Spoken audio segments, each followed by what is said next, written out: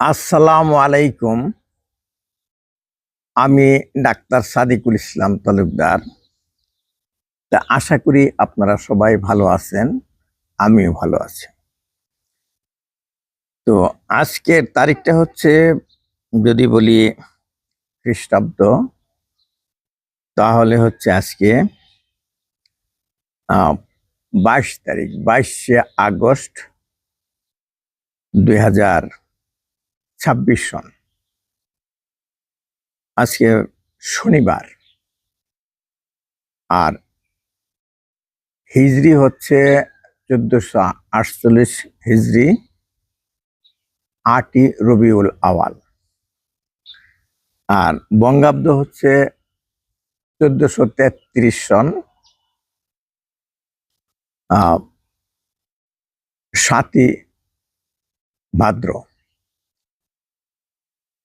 তো সকালবেলা আমি এই যে আমার ছাদ বাগানে এসেছি। আমি ছাদ বাগান থেকে কথা বলছি। তা আমার আজকে আকাশটা একটু ভালো। দেখেন এই যে হালকা মেঘ আছে আকাশে। এটা শরৎকাল। বেশ কিছু পাখি নীড় থেকে বেরিয়েছে, আকাশে এদিক সেদিক উড়ে যাচ্ছে তাদের জীবিকার সন্ধানে। তা আমি সকালবেলা ফজরের নামাজ পড়ে কিছুক্ষণ কোরআন শরীফ পড়েছি অর্থসহ, আর টুকটাক কিছু ডিজিটাল কাজ করেছি। তারপরে আমি এসেছি ছাদ বাগানে। আমি প্রায় ডেইলি ছাদ বাগানে আসি। ছাদ বাগানে এসে আমার মনটা ভালো হয়ে যায়। সকালবেলায় আমার মনটা ভালো হয়ে যায়। পবিত্র আল্লাহর বাণী পড়ি, পবিত্র কথা শুনি, আর ছাদে এসে আমার মন ভালো হয়ে যায়। তাই আমার আলহামদুলিল্লাহ সারাদিন ভালো কাটে। ইনশাল্লাহ দোয়া করুন আজকেও সারাদিন যেন ভালো কাটে। এই তো আমার এই ছাদ বাগান। আমার ছাদ বাগানটা প্রায় 2200 স্কোয়ার ফিট ছাদে। মোটামুটি সাজিয়েছি। এটা ফাইনাল ছাদ না, আমার বাসাটা কমপ্লিট হয় নাই। দেখেন না, অন্যান্য বিল্ডিং অনেক লম্বা। আমি অর্ধেক করে আমি স্থগিত রাখছি কাজ। ইনশাল্লাহ কমপ্লিট করব, কিন্তু ছাদ যাতে নষ্ট না হয় সেইভাবে আমি সতর্কভাবে আমি ছাদ বাগান করেছি। তো আজকের এখানে অনেক সবজি, ফুল এবং ফল আছে।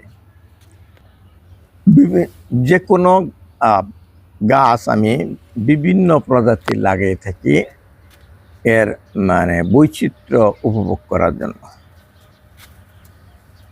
তো আজকে সব দেখাবো না।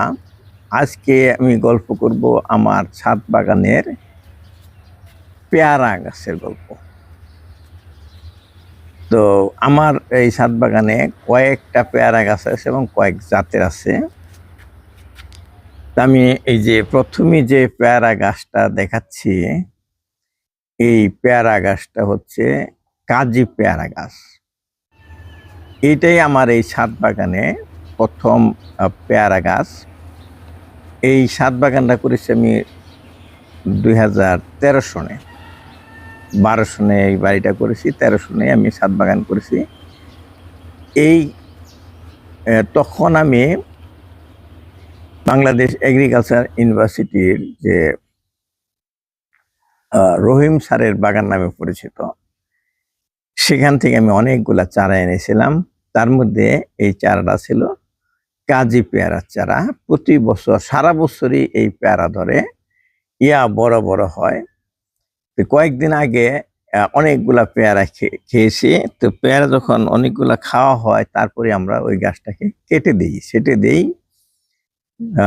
যাতে আরো লম্বা না হয়, যেহেতু ছাদ বেশি লম্বা করা যাবে না। আর এটা নতুন করে ডাল হয়, নতুন ডালে ডালে আবার নতুন করে পেয়ারা হয়। তবে একটা পেয়ারা দেখেন রয়ে গেছে, তো এটা ছোট ছিল, একটা বড় হচ্ছে।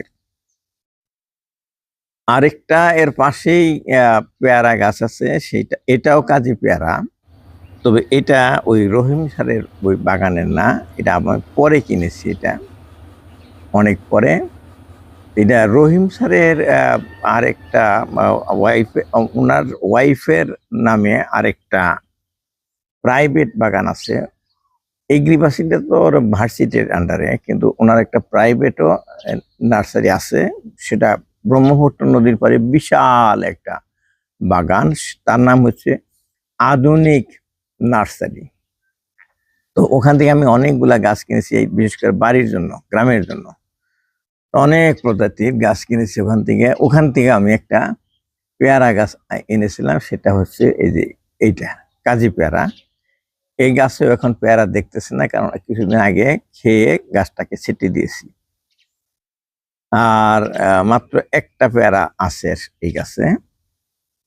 আর আরেকটা আছে যে এর সাথে আরেকটা পেয়ারা গাছ, এটা হলো দেশি পেয়ারা। তা আমাদের এত পেয়ারার নাম আমরা জানতাম না ছোটকালে। আমাদের গ্রামে দেশি পেয়ারাই ছিল। আমাদের বাড়িতে সবসময় ঘরের কর্নারে একটা পেয়ারা গাছ ছিল। আমরা বিশেষ করে বর্ষাকালে এর পেয়ারা খেতাম। তো আরেকটা পেয়ারা গাছ দেখেন, এই পেয়ারা গাছটা হচ্ছে এই ব্ল্যাক ডায়মন্ড পেয়ারা। ব্ল্যাক ডায়মন্ড পেয়ারা ইদানিং লাগিয়েছি, এটা এখনো ফল দেয় নাই। এটা অনেক দামি এবং আকর্ষণীয় ফল, ব্ল্যাক ডায়মন্ড পেয়ারা। তা আরেকটা পেয়ারা গাছ দেখাচ্ছি আমি, আমার ছাদ বাগানে আছে, এটা হচ্ছে সৈয়দ পেয়ারা। সৈয়দ পেয়ারা খুব বেশি বড় হয় না, মাঝারি সাইজ। এখন এই গাছে পেয়ারা নাই, কিছুদিন আগে খাওয়ার পরে আমি কেটে দিয়েছি, এখন নতুন নতুন ডাল হচ্ছে। তো এই পেয়ারা গাছটা আসলে আমি লাগাই নাই, আমি কিনি নাই, আমার শ্যালকের বউ মার্কেটে দিয়ে আসার সময় ফুটপাতে একটা পেয়ারা গাছ পেয়েছে, তার খুব কিউট, এটা তার পছন্দ হয়েছে। সে বলতে হয়, দুলাভাই আপনি আমি একটা গাছ নিয়েছি, আমার বাগানে লাগান। তা এটা কি গাছ বললো যে এটা সরবি গাছ। সরবি গাছ আসলে আমরা গ্রামে এই পেয়ারাকে বলতাম হরবি গাছ, কিন্তু আমি সরবি শুনি নাই। তো ওর কাছে এই সরবি নামটা শুনে খুব মজা পেলাম। আমি তো ভালোই শুদ্ধ করে বলতেছো, আমরা তো গ্রামে বলতাম হরবি গাছ, এটা তো হরবি গাছ। বলছে না, এটা হরবি গাছ না, এটা ওই বিক্রেতা বললো এটা সরবি গাছ। ঠিক আছে, সরবি গাছ। এখানে অনেক সৈয়দ পেয়ারা ধরে, খুব ভালো লাগে এটা। আরেকটা গাছ আছে আমার ছাদ বাগানে, দেখেন এইটাও আরেক রকম পেয়ারা। এটা আমি দেখি না সচরাচর কোথাও, বা কাউকে দেখাইতেও দেখি না। এটার নাম দেখেন, ছোট ছোট স্ট্রবেরির মতো ছোট ছোট, তার চেয়ে ছোট। পাকার পরে লাল হয়, হলুদ হয়, এবং ভিতরে একটু হলুদ হলুদ হয়, এবং খেতে একটা অন্যরকম স্বাদ লাগে। বলবো মিষ্টিও বলবো না, আবার টকও বলবো না, মাঝারি রকম একটা অন্যরকম স্বাদ পাওয়া যায়। যে খায় সে বলে না এটা আমি স্বাদের ভিন্নতা পেয়েছি, এর মধ্যে মজা আছে। এটা হলো স্ট্রবেরি পেয়ারা। এখন বলতে পারেন যে আপনি কয়েক ধরনের পেয়ারা, আর 1 2 3 4 5 ছয়টা পেয়ারা গাছ লাগিয়েছেন, 5 রকম, 5 জাতের। এইগুলি কি আপনি খাওয়ান কি? এদের তো খাদ্য, এরা তো প্রাণী না বলবো না, উদ্ভিদ। এদের কি খাওয়ান? এদের যখন লাগাইছিলাম, আসলে ওই গ্রামের যে মাটি, আমি আমাদের গ্রাম থেকে আমি মাটি আনাইছিলাম কিছু, এবং কিছু মাটি ওই ভ্যানওয়ালায় দিয়ে গেছে তাদের গ্রাম থেকে। এই মাটির সাথে কিছু বালি মিশিয়েছিলাম। এটা করার উদ্দেশ্য হলো বেলে দোআঁশ মাটি তৈরি করার জন্য। তার সাথে মিশিয়েছি আমি পচা গোবর। তো আপনি শুনে হয়তো মনে করেন এটা নোংরা জিনিস, আসলে নোংরা জিনিসটা এই গোবরটা যখন 1 বছর বা 1.5 বছর 2 বছর রেখে দেওয়া হয় এটা একটা গর্তে, এটা মানে ডিকম্পোজ হইতে হইতে হইতে জোড়া জোড়া হয়ে মাটির ঝোড়ার মতো হয়ে যায়, তখন আর আপনি দেখে চিনবেন না। এইটা আমি 10 বস্তা করে একবারে অর্ডার দিই। আমি আসলে যাইও নাই সেখানে, এক লোক পরিচিত আমার, সে এই ব্যবসা করে। ওই 10 বস্তা নিয়ে আসে, আমি 160 টাকা করে বস্তা, 1600 টাকা দিয়ে দেই। তার সাথে কিছু ভ্যান ভাড়া দিয়ে দেই, 1800 টাকার মতো পড়ে। এই 10 বস্তা করে কিনে দেখেন যে আমি মানে সিঁড়িকোঠায় চিলেকোঠার নিচে রেখে দিয়েছি। আমার যে মালি আছে, একটা প্রফেশনাল মালি আছে, আমি আসলে পরিশ্রমের কাজ করি না, ও সেই করে। সে এই গোবর, পচা গোবর এই মাটির সাথে মিক্সার করে এটাকে নিউট্রিশনটা দেয়। কিছুদিন পর পর সে বুঝতে পারে যখন যে খাদ্যের অভাব হয়েছে, পাতা একটু সবুজ কমে গেছে, তখন এটা সে মিশিয়ে দেয়। আর সে পাইপ দিয়ে পানি দেয়। অনেকগুলা গাছ তো সে মানে এক এক পর্দা দিতে তার অনেক সময় লাগে। সে ওই ট্যাপ ছেড়ে দিয়ে, মানে পানি ছেড়ে দিয়া ওই কিছু কিছু করে সে এক্সপার্ট হয়ে গেছে।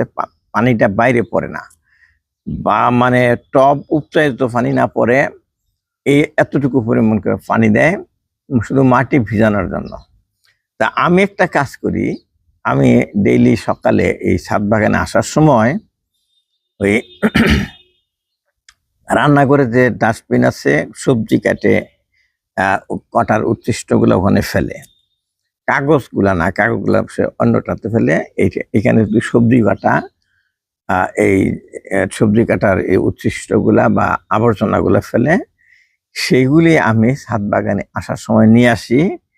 নিয়ে এসে যে আগের দিন, এটা ইয়েতে আগের দিন যেগুলা নিয়ে আসছিলাম সেগুলা ওই পানিতে ভিজাই রাখছিলাম এই 24 ঘন্টা, ওইগুলির যে নির্যাস পানির সাথে মিশছে, নিউট্রিয়েন্ট ডিকম্পোস্ট হয়ে, তো এইটা আমি সেকে, এই যে এরকম ইয়েতে বালতিতে সেকে, ছাঁকনি আছে প্লাস্টিকের, সেকে ওই পানিটা আমি গাছে গাছে দেই।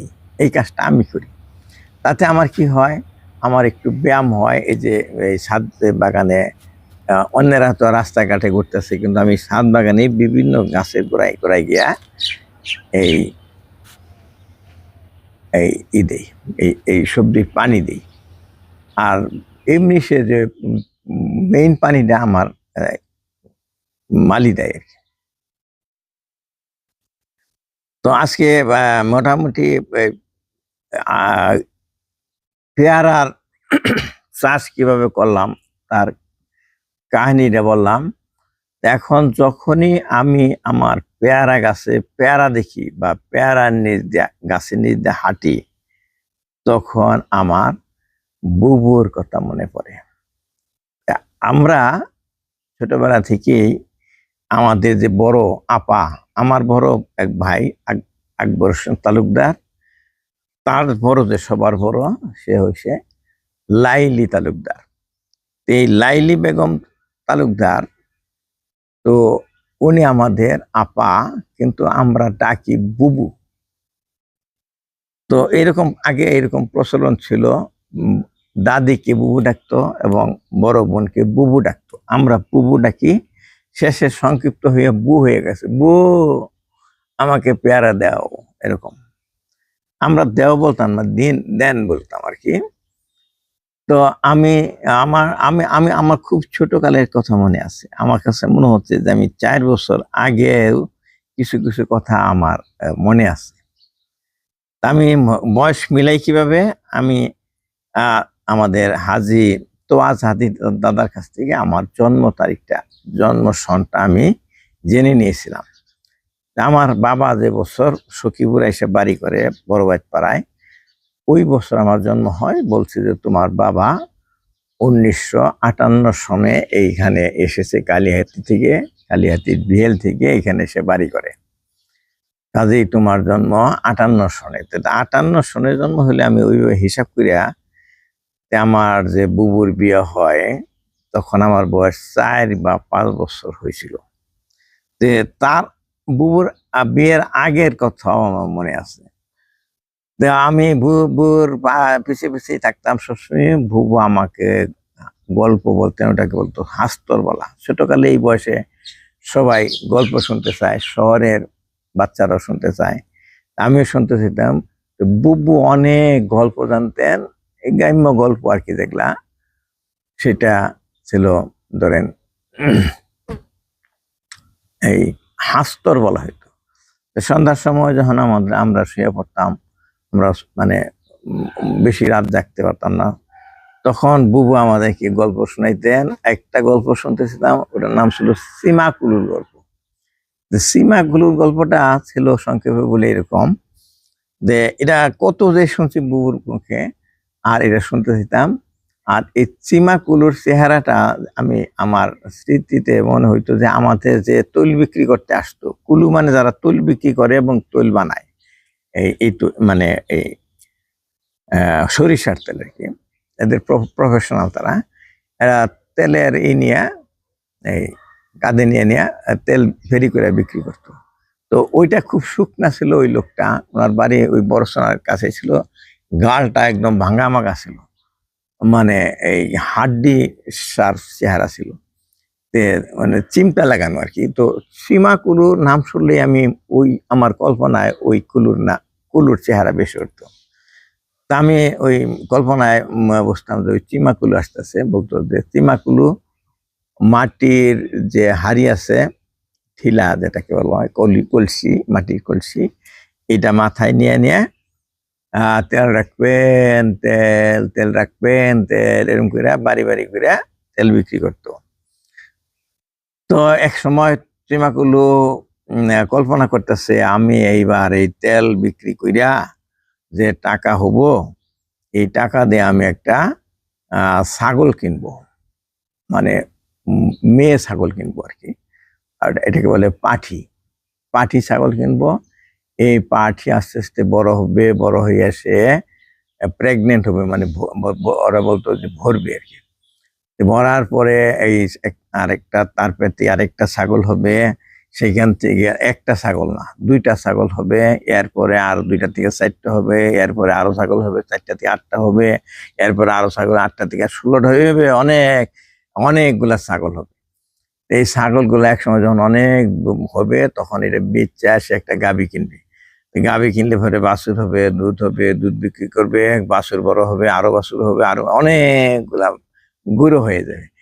তারপরে আবার এই যখন অনেকগুলা গরু হবে, তখন এই গরু বিক্রি করে সে একটা জমি বগুড়াহান লাগবে, বগুড়াহান মানে লিজ নিব, মানে জমি লিজ নিব, লিজ নিয়ে যে ধান হবে সেই ধান বেচে সে আবার জমি কিনবে, জমি কিনা তারপর অনেক ধান হবে, অনেক ফসল হবে, তারপরে ওই এই টাকাটা কি করবে, একটা দালান দিবে, বিল্ডিং এর বলতো দালান, দালান দিয়ে দোতলা দালান দিবে, দোতলায় বসে সে পালঙ্কে শুয়ে থাকবে, আর সে কাজ করবে না, তেল বেচবে না, এরকম। তারপরে এই ছেলেমেয়েরা নিচতলায় থাকবে, তারা খাবার সময় হলে বলবো যে, তার বউ বলবে যে তোর বাবাকে খাবার জন্য আসতে বল। তখন ছেলে বা মেয়েরা গিয়ে বলতো, বাজান, বাবা খাইয়া যান, খাইয়া যান। তো বাজান বলতো যে নেহি খাইঙ্গে, নেহি খাইঙ্গে, মানে তখন আবার পাকিস্তান অবসরে তো অনেকে মানে একটু সম্ভ্রান্ত হলে উর্দুতে কথা বলতেছে, তো নেহি খাইঙ্গে এইভাবে যে ঝাঁকি মারছে, মাথার থেকে কুলুর হাড়ি, মাটির হাড়ি ঠাস করে পড়া ভাঙ্গা তেল একদম ধুলার সাথে মিশা গেছে, কুলুর স্বপ্নভঙ্গ। তো এই মজা গল্পটা বুবুর কাছে অনেক শুনছি। তো এই বুবু আমাদেরকে আমি তো ছোট, আমাদের যে পেয়ারা গাছ ছিল, এই ঘরের ডান কর্নারে, পশ্চিম কর্নারে এটা পেয়ারা গাছ ছিল। পেয়ারা গাছ উঁচু ছিল, ওই বারান্দা ছেড়ে গেছিল, কিন্তু আমি পেয়ারা ধরতে পারতাম না, আমি তো ছোট, 4-5 বছর বয়স আমার। বুবু আবার লম্বা হয়েছিল, বুবু লম্বা হয়েছিল, বুবুর বয়স তখন 13 বা 14 বা এরকম। তো ছোটকাল থেকে এই গ্রামের মেয়েরা তখন এই সুতির শাড়ি পরতো, এরা পায়জামা পরতো, তখন পরতো না, পায়জামা কামিজের প্রচলন অনেক পরে আসছে। তো একটু বড় হলেই মেয়েদেরকে এরকম আহ, শাড়ি কিনে দিত, সুতির শাড়ি। তো বুবু শাড়ি পরতেন। তো বুবু আমি বুবুকে বলতাম, ওই হরবিটা ফাইরা দেন, ওই হরবিটা ফাইরা দেন। এই যে একটু পাকা ছিল, তখন বুবু ওই হাত দিয়েই মানে ওই পেয়ারা হরবি ধইরা তুইলে আমাকে দিত। পেয়ারার ওই যে পিছনে কিন্তু একটা গুটির মতো আছে, ওখানে ছোট ছোট কারা বসে থাকতো। এটা একটা ডেঞ্জারাস জিনিস ছিল। আমরা ওই কারাটা আসছে কিনা খোঁচা দিয়ে দেখতাম। অনেক দেখতাম, হঠাৎ করে মাঝে মাঝে ধরুন 1000 পেয়ারার মধ্যে একটা আমাদেরকে ছোট ছোট কারা বা পোকা পাওয়া যেত। তে এই পোকাটা বাইসে আমরা পেয়ারা গাছ তলে চিবে চিবে খাইতাম। আর বিচি অনেক সময় খাইতাম না, চটকে চটকে ফেলে দিতাম। তো এই যে পেয়ারা গাছের নিচে আসলে সাত বাগানে আমার বুবুর কথা মনে পড়ে। তা এই বুবুকে আমার গ্রামে তখন এইরকম লেখাপড়ার প্রচলন তেমন ছিল না। আমাদের বিশেষ করে এই যে আমাদের যেখানে বাড়ি, এই এলাকায় স্কুল ছিল না, অনেক দূরে স্কুল ছিল। তো ও, এই বয়সে যারা তারা কিন্তু লেখাপড়া করেনি আমাদের গ্রামের। আমাদের সময় যারা আছে তারা লেখাপড়া করছে। তো এই বুবু এই যে দেখতে আসলো, মানে বিয়ে উপলক্ষে গ্রামে এরকম বর পক্ষ মুরব্বীরা দেখতে আসে। কোনো কোনো সময় বর আসে, কোনো কোনো সময় আসে না। তবে এইবার আমার বুবুর যে বর সেটাও আসলো। এই বরটা দেখে আমার খুব পছন্দ ছিল, খুব চেহারা সুন্দর। আমার বিশেষ করে পছন্দ হয়ে গেছে যে এটা আমার দুলাভাই হবো। দুলাভাইয়ের কান মইলা দেবো আর কি, দুলাভাইয়ের কান মইলা দেবো এরকম। আগে শ্যালকরা দুলাভাইয়ের কান মলতো, দুলাভাইয়েরও কান শ্যালক। আসলে ওই দুলাভাইয়ের কান মলতাম আমরা, আস্তে আস্তে পিছনে গিয়ে এইভাবে কান মলাতে দিতাম। আবার দুলাভাই করতে কান ডলাদা লাল করে ফেলতো। এই দুলাভাইয়ের সাথে এই মজাগুলা ছিল। এখনকার তো দুলাভাইয়ের মজা এরা বোঝে না। দুলাভাইরে একদম ভাইয়া ভাইয়া, মানে বড় ভাই মনে করেন, কান ডলবো কোথা দিয়ে। তো যাই হোক, দুলাভাইরা খুব পছন্দ ছিল। তখন তারা এই বুবুকে দেখতে আসলো। গ্রামে একটা ট্রেডিশন ছিল, মানে মেয়ে দেখাইতো কেবল পাত্রী, পাত্রী দেখাইতো বিকাল বেলা।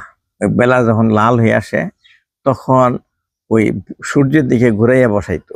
বসাইলে পরে ওই মুখের মধ্যে এই সূর্যের লাল আভাটা পড়ে উজ্জ্বল দেখা যেত। এটা ঘটকদের একটা চালাকি ছিল, যেন মেয়ে যেন উজ্জ্বল দেখা যায় আর কি। তো এটা ট্রেডিশন ছিল গ্রামে। ফর্সা মেয়ে পছন্দ করতো বেশি। আমার বুবু এমনি ফর্সা, কিন্তু বুবুর মুখে আমারও মনে আছে, আমি চাই আছে দেখলাম বুবুর মুখে যে কি, মানে মানে রান্নাঘরের পিছন দিক দিয়ে যে লাইটটা আসছে সূর্যের, সেটা পড়িয়া বুবু আরো অনেক সুন্দর সুন্দর হয়েছিল তখন। যাই হোক, তারা দেখে বুবুকে পছন্দ করলো। পছন্দ করার পরে একদিন বিয়ে হইল, বিয়ের অনুষ্ঠান হইল। বিয়ের অনুষ্ঠানে আবার এরকম আগে এরকম ডেকোরেশন করে চেয়ার টেয়ার আনতো না। উঠানে বা বাইর বাড়ি বা মাঠে, বড় হলে মাঠে, আর ছোট ছোট আয়োজনই ছিল। পাড়ার লোকের এই আমাদের তালুকদার বাড়ির সবাইকে এটাকে বলে হোয়ারা। আর গ্রামের থেকে প্রতি বাড়ি থেকে একজন বা দুইজন করে দাওয়াত দিছিল। তে তারা উঠানে বসছিল পাটি বিছাইয়া। উঠানে এই কমন খাদ্য থাকতো, ওটা গরুর মাংস, সাদা ভাত, আর দই, দই, চিনি। চিনি হইলো গিয়া যে লাল চিনি গুলা, এগুলা খাবার আইটেম ছিল। তা আমার মনে আছে যে সবাই খেয়ে উঠে গেছে, উঠে গেছে। আর কেউ নাই। আমি আবার এখনো আমি খাই, কিন্তু তাড়াতাড়ি না, আমি আস্তে আস্তে খাই। অনেকে বিরক্ত হয়, সবার খাওয়ার শেষ, আমার খাওয়ার শেষ হয় না। এটা মা খুব বিরক্ত হইতেন, এই তাড়াতাড়ি খাও, তাড়াতাড়ি খাও, খেয়ে নালাই নালাই খায়। এই নালাই নালাই খেয়ে বসতে এখন কারো কথা শুনিয়ে তো মা শুধু বলতো, মানে আস্তে আস্তে খাওয়াকে বলতো নালাইয়া নালাইয়া খায়। আমি নাকি নালাইয়া নালাইয়া খেতাম। আমি নালাইয়া নালাইয়া বসে বসে খাইতেছি। আমাদের ওই মাতবর কাকু ছিল যে কাশেম তালুকদার, উনি আবার সব বিষয়ে মাতবরি করতেন। এইখানে খাওয়ার মধ্যে মাতবরি করতেন, রান্নার মধ্যে মাতবরি করতেন। এখন উনি ওই পাটি টাটি তুলে ফেলবেন, আমি দেখা যায় খাইতেছি, কেউ নাই কিন্তু আমি বসে বসে খাইতেছি, বলতেছে এই তুই কত খাস, এই বইলে আমারে করলো কি এই যে এইটা কেলবে ডেনা বলে, ডেনা আমাদের ধইরা উঁচা করে আর আরেক হাতে প্লেট নিয়ে আমারে নিয়ে রান্না করে বসাই দিল। আমারে রান্না করে খা, আইনি বসে বসে খা, অনেকক্ষণ পর্যন্ত খা, যতক্ষণ লাগে খা। তারপরে আমি খাইতে এলাম, আস্তে আস্তে খাইয়া তখন বাবা বললো যে বাজান খাও, আস্তে আস্তে খাও। তা আমি আবার এই সন্ধ্যার সময় ঘুমাই পড়তাম।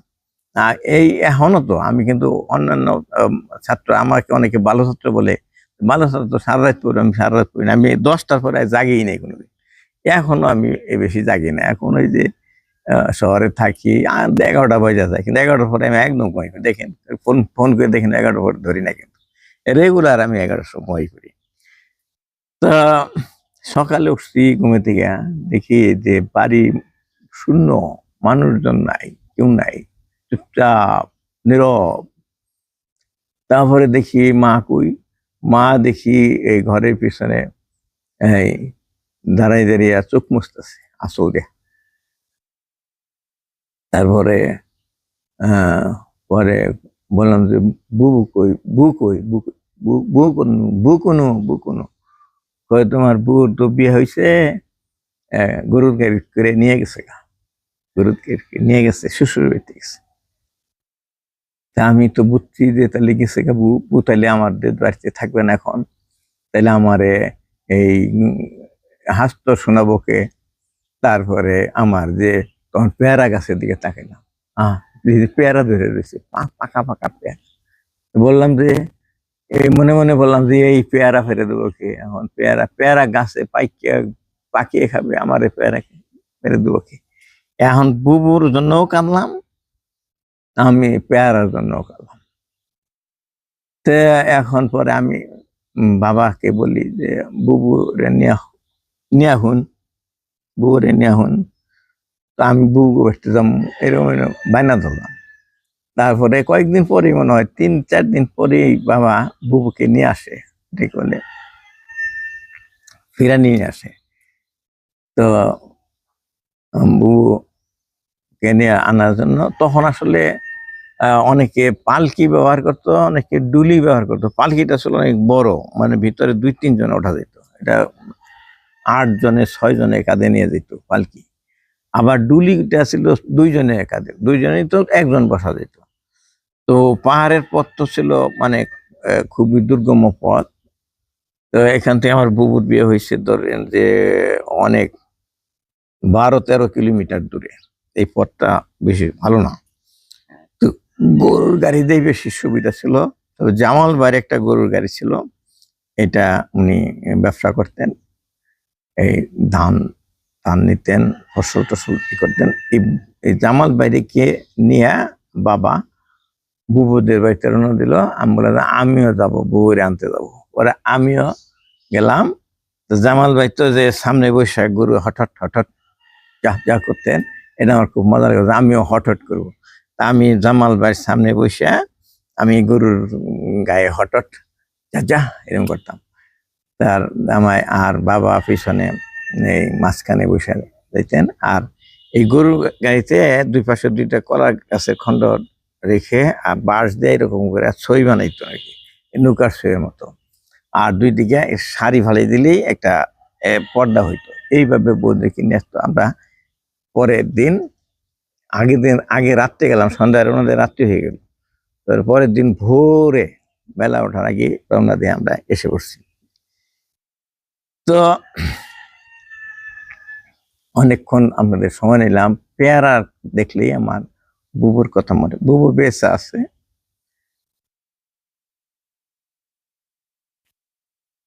তবে দুর্বল, বাঁকা হয়ে গেছে।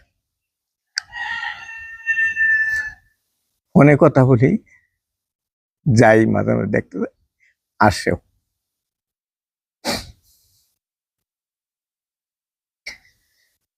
পেয়ারা দেখে